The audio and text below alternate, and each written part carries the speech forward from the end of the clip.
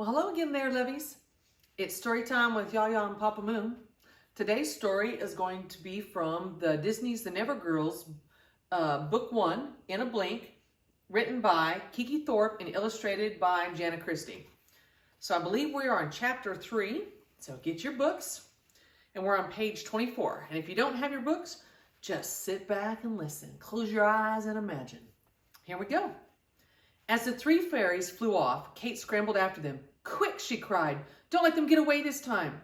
The girls chased the fairies through the forest. They ducked under branches. They climbed over fallen logs. They hadn't heard Spring's message and didn't realize that the fairies wanted them to follow. "Where do you think we're going?" Lainey asked, panting a little. The trees were starting to thin out. They could see blue sky up ahead. "I don't know," Kate said, "but I..." As Kate stepped into the clearing, her words died on her lips. The other girls came up behind her. They too fell silent in wonder. To understand what the girls felt when they first saw Pixie Hollow, think of your most marvelous dream.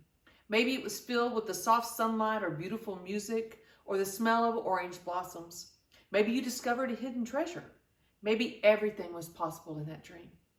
For the girls, Pixie Hollow was all those things and more. They were standing on the edge of a meadow thick with wildflowers, and everywhere they looked, they saw fairies. A fairy rode past on the back of a jackrabbit. Another wove through the air chasing a bright blue butterfly. Fairies darted in and out among the flowers. Their wings sparkled in the sunlight. Kate started to step forward. Then she drew her foot back with a gasp. A fairy was crossing the ground in front of her. He was riding a little cart pulled by a mouse. When he saw Kate, he almost fell off his seat with surprise. The girls made their way slowly through the meadow, being very careful where they stepped. Fairies in flower petal dresses buzzed all around them. Soon, the girls had drawn a crowd. The fairies kept repeating the word, "Clumsy, clumsy." Clumsy, clumsy. Why do you think they keep saying that? Mia wondered. Maybe they're just talking about you, Kate teased. "I'm not clumsy," Mia said, offended. She turned to the nearest fairy, saying, "I've had 3 years of ballet." The fairy darted away in alarm. "Oh," Kate stopped walking so suddenly that the other girls bumped into her. "Look at that." Ahead stood a maple tree as big as a house. Looking closer, the girls saw that it was a house. Tiny doors and windows lined its branches. Several of the windows flew open. Fairies stuck out their heads, staring at the girls. Come on," the fairies they had been following beckoned to them. At the base of the great tree was a pebbled courtyard. A fairy stood in the center of it. She wore a long gown made of rose petals, and a thin bed of gold rested on her head. Who do you think that is? "She must be the queen," Mia whispered. Kate had been leading the way, but now for the first time she hesitated. She had never met a queen before. She wasn't really sure what to do. To Kate's astonishment, Gabby stepped in front of her. The little girl held out the edges of her tutu and she curtsied. The queen looked very pleased. "I am Queen Clarion," she said in a voice that seemed to belong to someone much bigger. "Tell me why you have come here." At last Kate found her voice. "Your Majesty," she said, stepping forward, "we don't know why we're here. We don't even know where here is, where we are." The crowd of fairies tittered. Even the queen seemed surprised. "Why, you're in Pixie Hollow, on the island of Neverland. Are you saying you didn't mean to come?" "It's my fault," a fairy fluttered forward. It was the one the girls had first saw on the beach. "Go ahead, Prilla," the queen said. Prilla explained to the queen what had happened with her blink. "I didn't mean to bring them.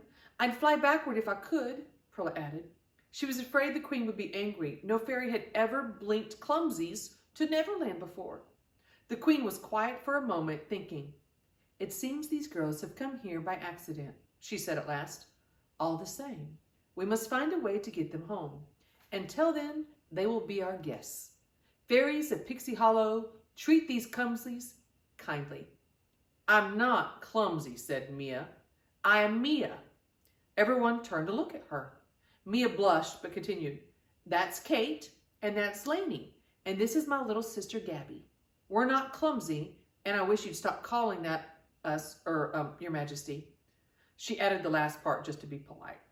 Silence fell over the courtyard. The queen stared at Mia. Then she laughed. Her laugh was clear like a bell. As soon as they heard it, all the girls relaxed. Clumsies are what we call the people of your mainland, your world, said Queen Clarion.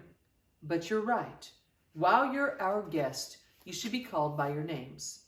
Mia, Kate, Lainey, and Gabby, welcome to Pixie Hollow. The queen clapped her hands, and a door in the side of the tree opened up and dozens of fairies came out. They were all carrying food, whole strawberries, roasted walnuts, wheels of cheese the size of a penny, loaves of bread no bigger than your thumb, and at last but not least, 4 beautiful cakes. It took 2 fairies each to carry them, although to the girls they were the size of cupcakes. More fairies unrolled banana leaves to be used as the girls' placemats. Then Kate, Lainey, Mia, and Gabby sat down to their very first fairy feast. Tinker Bell had been watching from the edge of the courtyard. When the girls began to eat, she rose into the air. Everything was settled. She could get back to her workshop now. But as she turned to leave, the queen called to her. Tink flew over. Yes, Fairy Clarion? Yes, Queen Clarion? We've never had so many clumsies in Pixie Hollow, Queen Clarion said. No, we haven't, said Pink. Taking care of 4 girls won't be easy, will it? The queen asked. I suppose not, Tink said absently. She was already thinking about her saucepan, but the queen's next words got her attention. I want you to help Prilla. For the time being, it will be your job to look after the girls. Oh, good. That's a good story. All right. So join me again to find out what happened to the 4 girls in Pixie Hollow. Bye, guys.